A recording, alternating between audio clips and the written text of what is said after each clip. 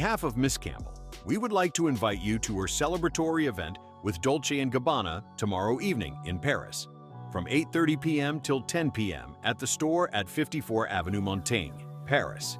We would love the pleasure of your company as we celebrate 25 years of Miss Campbell's career with Dolce. Character assassination. I've always said that I'm not a saint, that I am a work in progress, but I will not be held hostage by my past. What he's done is indefensible. And when I heard of what he'd done, it sickened me to my stomach, just like everybody else. Because I've had my fair share of sexual predators, and thank God that I had good people around me that protected me from this. I mean, right now I stand with the victims. I can't, they're scarred for life. For life. I've rubbed shoulders with hundreds of thousands of people. The frightening conclusion here is that if the negative action of your neighbor, colleague, or even an associate can somehow make you guilty too, simply by association, then we indeed live in very worrying times. This affects us all. It is wrong, it's unfair, and it must be stopped. Katt Williams reacts after new files reportedly surface, urging certain celebrities to move carefully. You know that I operate. He says when paperwork starts circulating, silence becomes risky. Last name, area codes, okay. Who created this book? Epstein himself. This book was made by Epstein? This is a video of an FBI sting operation with Jeffrey Epstein's former house manager and an undercover FBI employee from 2009. The Palm Beach house manager, Alfredo Rodriguez, believes he is selling Epstein's address book to someone representing a lawyer of Epstein's victims. You will see a lot of important people here. He claims that the book contains contacts of powerful people, as well as Epstein's victims.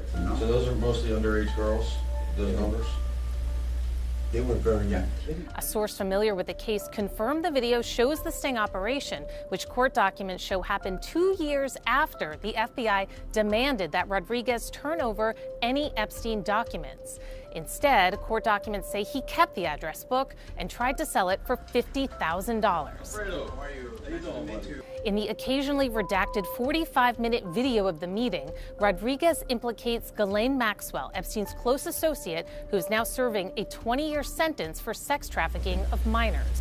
Ghislaine Maxwell was his former companion, a very powerful lady from England. She would go to the former Eastern countries in Europe and find girls for Epstein. And I knew that because I went with my wife.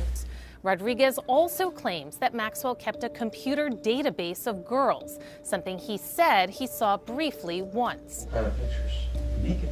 Naked girls from Sweden, from Romania, from Czechoslovakia, from Brazil, from All Colombia. minors? All young girls? Very young, very young. Like when you say very young, how young are we talking? 16, 17, the teenagers, they have braces mostly.